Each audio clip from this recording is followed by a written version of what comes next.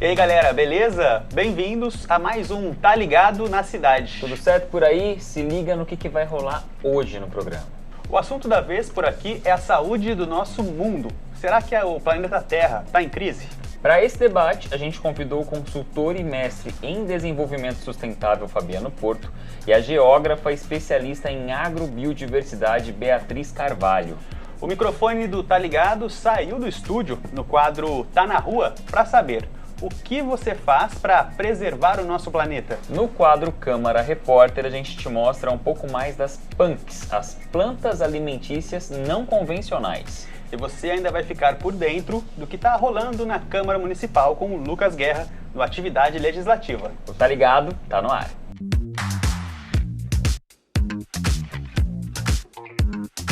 Recentemente, um estudo da Universidade de Exeter, no Reino Unido, revelou que o planeta Terra está próximo de atingir catástrofes ambientais irreversíveis por causa do quê? Aquecimento global. Todo mundo já ouviu falar sobre isso, né? Inclusive, segundo o Serviço de Mudanças Climáticas Copérnicos, um observatório da União Europeia, 2023 fechou como o ano mais quente em 125 mil anos. Olha só. Muita coisa, né? Uhum. Bom, até que ponto isso é culpa das grandes indústrias que poluem o meio ambiente? E nós, meros mortais, qual o nosso envolvimento com essa situação?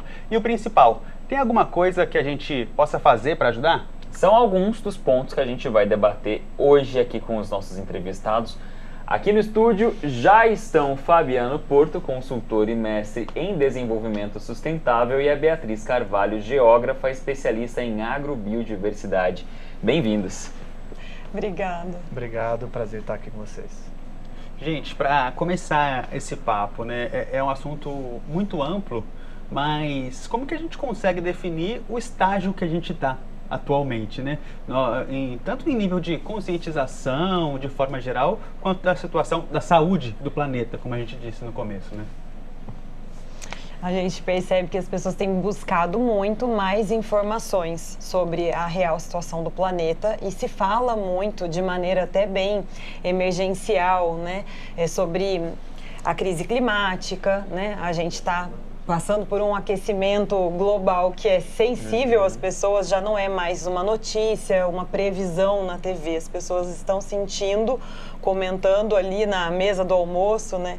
Então a gente percebe que existe um nível de consciência crescente também, né? Não é mais só um alarme, agora é algo que a gente vive e a gente percebe.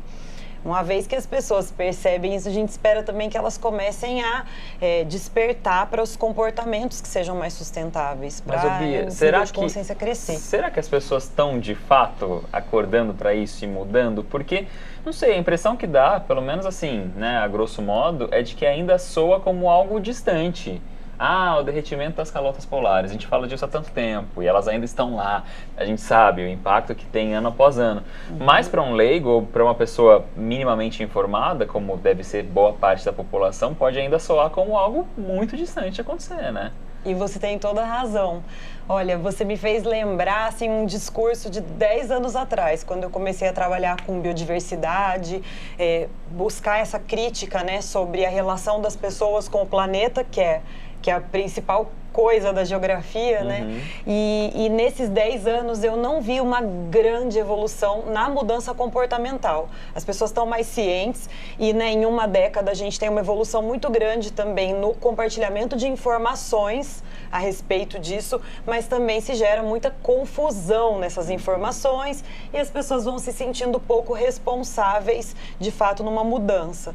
A gente deve sim olhar para as grandes corporações, para a questão, né, sistêmica, porque é ela quem vai dar direção para essa situação global, mas o comportamento individual, coletivo, em pequena escala, ele é muito importante e a gente precisa sim acordar para isso. E você, Fabiana, como que você vê essa situação toda? Eu concordo com vocês dois. Eu acho que a gente ouve uma crescente preocupação e mais informação sobre a temática, as pessoas estão mais conscientes, mas também ainda vejo muita distância entre o que a gente está enfrentando hoje no mundo como emergência climática e as ações efetivamente que estão sendo tomadas na realidade. Muito distante, ao ponto de ser até desesperançoso, né? Sem dúvida nenhuma. E agora a gente vai ter uma ideia de como a população está encarando o assunto mesmo. A gente faz uma pausa rápida no nosso papo para a gente dar espaço para as pessoas nas ruas contribuírem com o nosso debate. Dessa vez, a gente perguntou o que você faz para preservar o nosso planeta. Roda aí.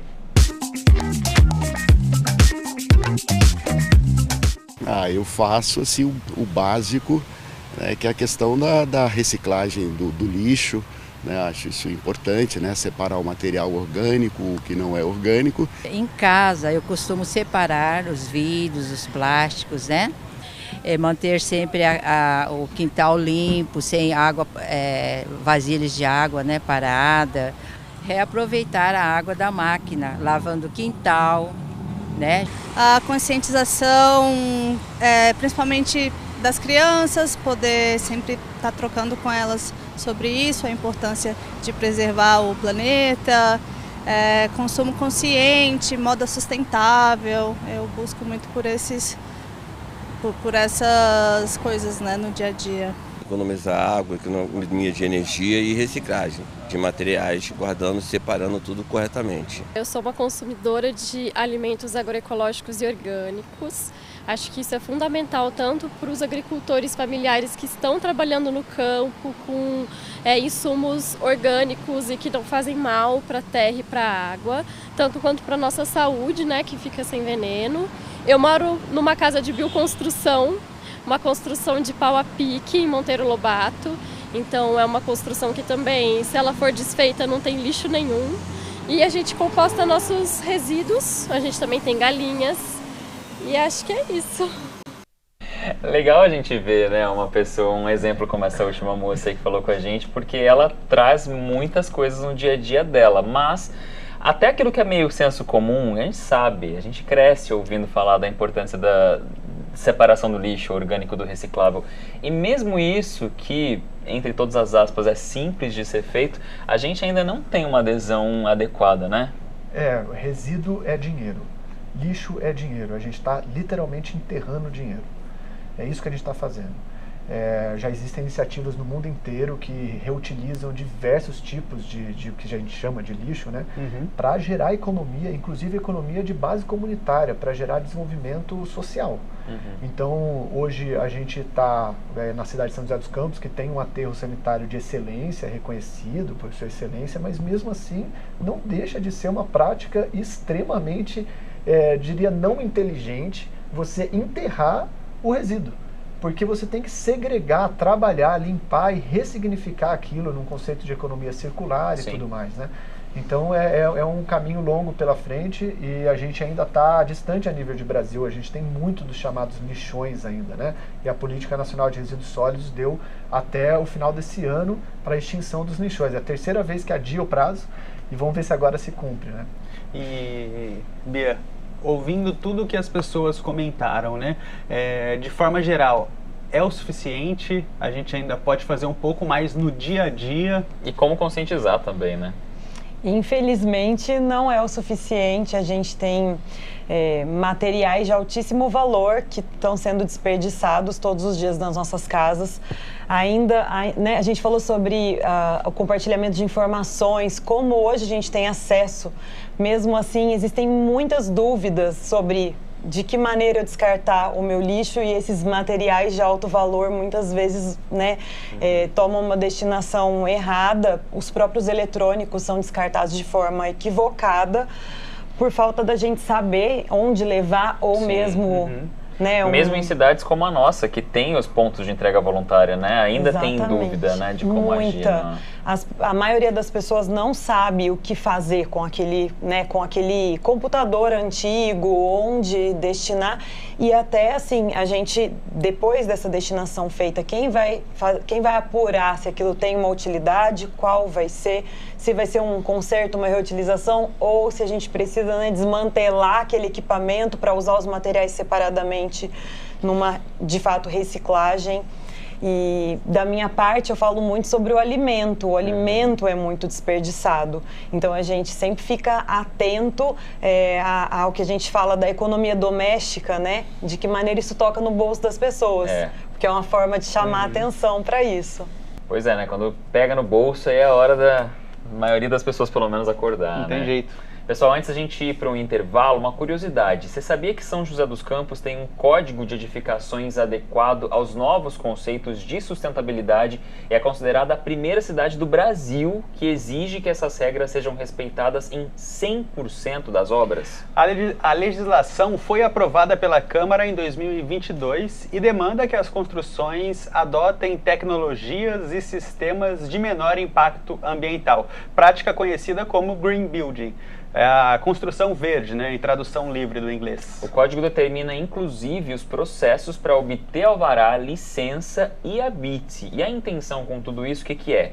Privilegiar a qualidade de vida em aspectos ambientais e sociais na cidade. Tem também uma outra lei, um pouco mais antiga, de 1994, que criou o FUNCAM, o Fundo Municipal de Conservação Ambiental. O FUNCAM tem a finalidade de concentrar recursos para o desenvolvimento e para a execução de projetos de proteção ambiental e melhoria da qualidade de vida da população joseense. Agora sim, uma rápida pausa no Tá Ligado e já a gente volta.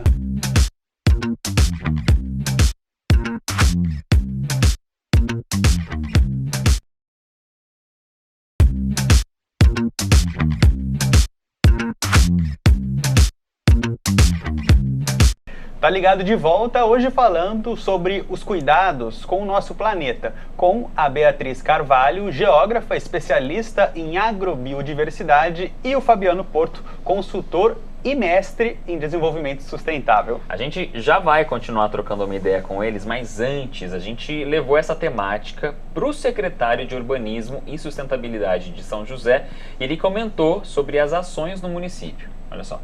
Primeiro é importante destacar que São José dos Campos incorporou nas políticas públicas o seu desenvolvimento sustentável. Então, desde o plano diretor e o zoneamento apontavam as inovações em sustentabilidade em termos de ocupação do solo.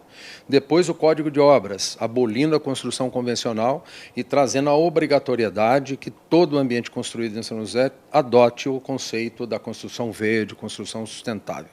A matriz de energia, São José é uma das primeiras cidades do país a compor um blend de oferta de energia verde auditável, renovável. Então, a fazenda fotovoltaica, a geração de energia através do aterro do biogás e também programas de incentivo para que o comércio adote os painéis fotovoltaicos, né, através do São José Solar. Né? São José será uma das cidades inovadoras também ao converter 400 ônibus em ônibus elétricos, igual a linha verde. Além disso, o componente verde da cidade, né, a criação de unidades de conservação, a exemplo da unidade de conservação do Parque do Cerrado, um parque de unidade de conservação de proteção integral urbana de 30 hectares, os investimentos nos corredores ecológicos, no plantio, na arborização urbana de qualidade, que fez a ONU reconhecer por 5 anos seguidos São José dos Campos como uma cidade árvore do mundo. Então, são iniciativas que também compõem esse esforço, né, com praças, áreas verdes arborizadas, uma cidade resiliente, sustentável e de qualidade de vida para a população.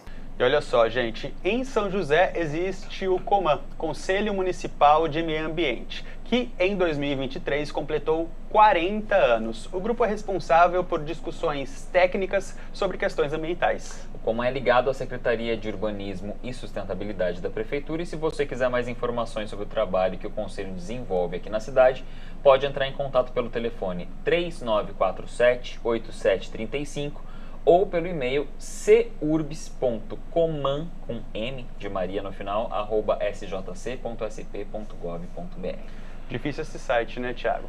Então, as práticas sustentáveis têm que fazer parte do nosso dia a dia, mesmo que em algum momento, né, de repente, a gente nem imagina, né? Me enrolei um pouco aqui no que eu estava querendo dizer, mas mesmo quando a gente não tem ideia do que vai acontecer, isso também faz parte. Como, por exemplo, na hora de se alimentar. O quadro Câmara Repórter de hoje te dá um exemplo disso, olha só. Oi pessoal, eu sou a Bia Carvalho, trabalho com punk já há 10 anos e ando por aí ensinando as pessoas a consumirem os vegetais diferentes de forma segura e adequada, para esse aproveitamento ser o melhor possível. Hoje eu trouxe para vocês uma flor que é a Clitoria ternatia, conhecida por aí por feijão borboleta ou por flor fada azul. Aqui ela está no estado desidratada, que é a forma que a gente conserva ela por um longo período e consegue extrair benefícios incríveis. O principal potencial dessa flor é a cor que ela libera numa água, assim, quando infusionada. E hoje eu vou mostrar para vocês como produzir essa tintura que pode ser introduzida em vários alimentos e bebidas.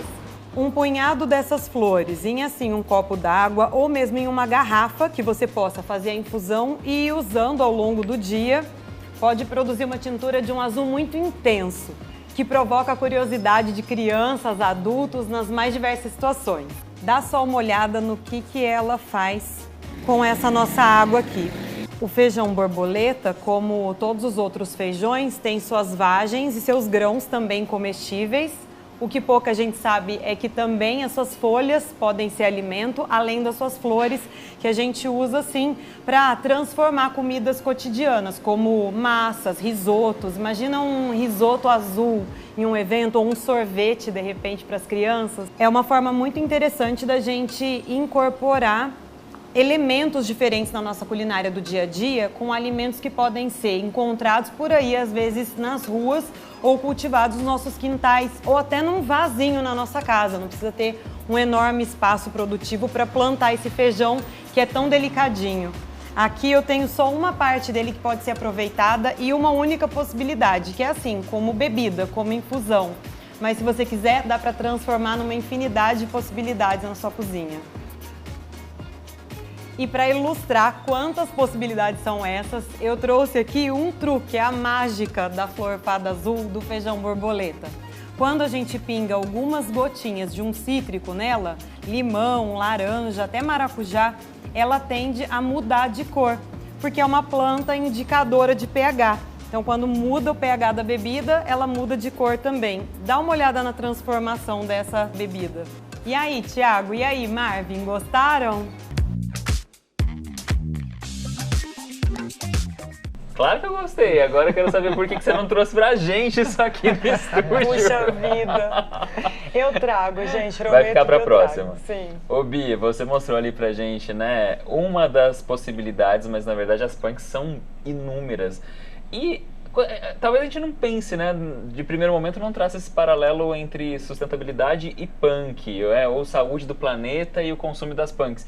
As coisas realmente estão, esses dois assuntos, essas duas vertentes estão realmente entrelaçadas? Totalmente entrelaçadas. A gente fala sobre consumo consciente e aí a gente sempre lembra, né, do que a gente compra, roupa, sapato, né, os equipamentos eletrônicos, mas a quantidade de escolhas que a gente faz no nosso consumo para os alimentos é muito maior. Todos os dias a gente faz pelo menos, né, 3 refeições, claro que a gente está tomando como base uma informação geral. Mas 3 refeições por dia, uma média, e nessas 3 refeições a gente vai ter ali alguns ingredientes. Todas essas escolhas interferem na nossa casa, na economia doméstica, sem falar na nutrição, né, da nossa família, mas impacta também na economia global. A gente não sente isso, né? Porque não parece que a gente pegar uma fruta e comer aquela que dá mais vontade naquela hora vai ter um impacto que vai, né, ecoar aí por vários lugares. Eu brinco muito, né, sobre essa questão das plantas comestíveis, porque a gente limitou esse nosso número de escolhas. A gente sabe o que a gente fez? A gente terceirizou. A gente consome aquilo que vende, aquilo que está no mercado. Mas, enquanto isso, pessoas que têm, como eu, um quintal pequeno em casa, um jardinzinho, passam por cima da comida na ida e na volta várias vezes por dia. E a gente desperdiça recurso, né, dos melhores, né, que é o alimento que cresce ali, às vezes espontaneamente, que tem a qualidade das suas propriedades, a qualidade nutricional no auge, porque os nossos terrenos são terrenos mais saudáveis do que aqueles, né, da produção gigantesca, né, da monocultura. Então a gente tem ali os orgânicos que tanto se desejam, que muitas vezes a gente remete como um alimento caro, inacessível. E aí a gente perde essa... assim, né? Pode facilitar o caminho. Pode facilitar. Mas pelo amor de Deus, você que tá assistindo aí, não entende muito, não sai aí pegando qualquer coisa pela frente e comendo não, tá? Vai procurar alguém que entenda desse assunto. Gente, nosso tempo infelizmente está acabando. Quero agradecer muito vocês dois por estarem aqui hoje e pedir, né, para que vocês deixem uma palavra final. Você também, né, Fabiano, estava conversando enquanto a gente assistia o VT, né, de vocês serem os porta-vozes aí da sociedade também no Coman. O que você tem a dizer sobre esse tema pra gente amarrar? Bacana. Bom, primeiro, todos que estão nos ouvindo, procurar nas redes Regeneração Global. Nós somos uma organização social que iniciamos os trabalhos aqui em 2018, que promovemos um pensamento que devemos ir além da sustentabilidade.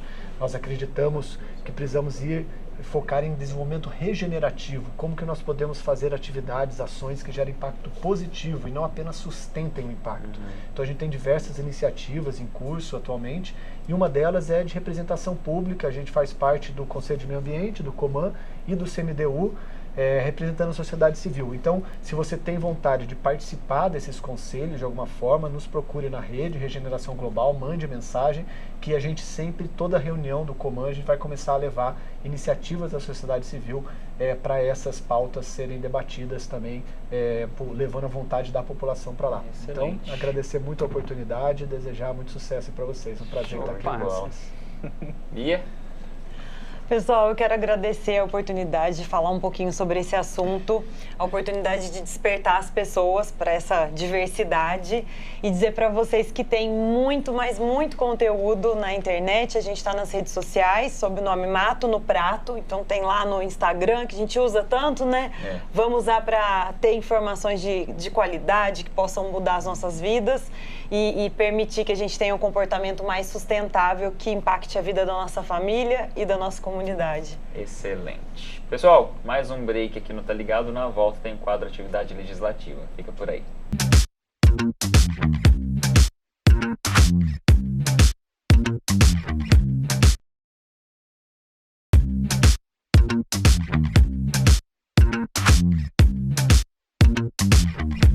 De volta para o último bloco do Tá Ligado de hoje.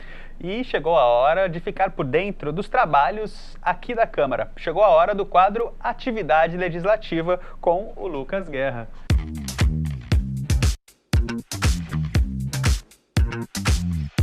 Muito bom receber você aqui no Tá Ligado de novo. E aí, Guerra?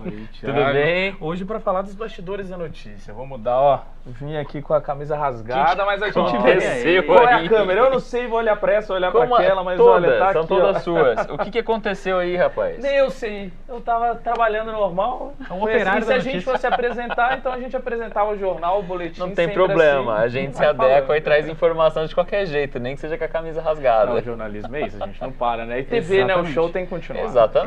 E pra hoje, o que temos? Então, hoje eu vim falar de 2 projetos aprovados na Câmara e um em tramitação. O de tramitação, acho que o Marvin conhece bem. Opa. A gente vai falar um pouquinho. Eu sei que vocês estão trabalhando hoje o tema da sustentabilidade. Sim. Então, eu pensei, por que não falar de projetos aprovados nessa área? Com certeza. Um deles é para que São José dos Campos tenha as chamadas árvores solares. Já ouviu falar nesse termo? Conhece? Não. Novidade para mim. Então eu vou fazer de novo, olhar para aquela tela e falar: Tomita, coloca aí na edição a imagem da árvore. Estou adorando falar isso, a imagem da árvore solar. Pessoal, ela é como se fosse um modelo, um equipamento, uma ferramenta tecnológica, mas ela tem formato de árvore. Ao invés de ter folhas, ela tem placas solares. Então, com energia solar, você consegue passar para a população diversos serviços. Então, você faz tudo isso de uma maneira sustentável. Ela pode servir, por exemplo, de poste de iluminação. Ela pode carregar o celular. Ela pode oferecer conexão Wi-Fi. Ela pode oferecer, por exemplo, o QR Code com vários serviços. A gente tem um exemplo aqui em São José um pouquinho parecido. Não sei se vocês viram, um totem de serviço inteligente, que fica na Zona Sul, bem próximo do shopping. Tem um lá que também a ideia é bem parecida com a árvore solar, ou seja, você capta a energia do sol e consegue oferecer serviço para a população de uma maneira bem sustentável. Muito legal, e agora é um projeto de lei em São José. Muito legal mesmo. Sem dúvida. Sim. E a outra matéria é para criar nos viadutos da cidade jardins verticais. Olha que legal. Primeiro que a gente muda a composição visual que a gente tem na cidade, né? A gente não fica vendo cimento o tempo todo, né? Concreto. Traz mais a gente vê verde, a gente vê vida. E não só isso, essa questão do paisagismo, o projeto prevê não só jardim vertical, mas que nas áreas que tem o jardim vertical sejam construídas áreas de lazer para a população, sabe? Para descanso, relaxamento, estudo, ou seja, as pessoas usando os espaços que antes a gente olhava e não queria estar, porque às vezes é sujo, é feio. E além disso, tem uma coisa muito legal que eu descobri estudando o projeto, que o jardim vertical, ele não é só importante, ou seja, para o meio ambiente como um todo, para a população, para a poluição, desculpa, mas ele também ajuda na diminuição da poluição sonora, sabia disso? É mesmo? De verdade. Não sabia, o especialista explicou pra gente, eu também não vou saber falar tão bem quanto o especialista. A gente sabendo mas ele que ajuda tá trabalhando isso de também uma muito maneira legal, geral, né? Isso é muito Sem bom dúvida. mesmo, a gente vai, de fato, estimular que as pessoas frequentem os lugares que tem vez também, que a gente quer só sossego, né? Não quer aquele lugar barulhento. Não, e é legal, gente, a cidade tá aí pra isso, né? Por que nós vamos ficar presos em casa se a gente pode viver a cidade, usar a cidade e ter a Câmara de São José criando medidas para fazer não só uma cidade sustentável, mas uma cidade mais viva para a população. Excelente. Legal, Guerra. E o outro Olha projeto, só, o né? Marvin aí, Olha ó, aí, ele já adiantou porque ele sabe do assunto que eu vou falar. O Marvin fez uma matéria muito legal, que São José dos Campos é a 4ª cidade com o maior número de criadores, cadastros de criadores de abelhas nativas sem ferrão.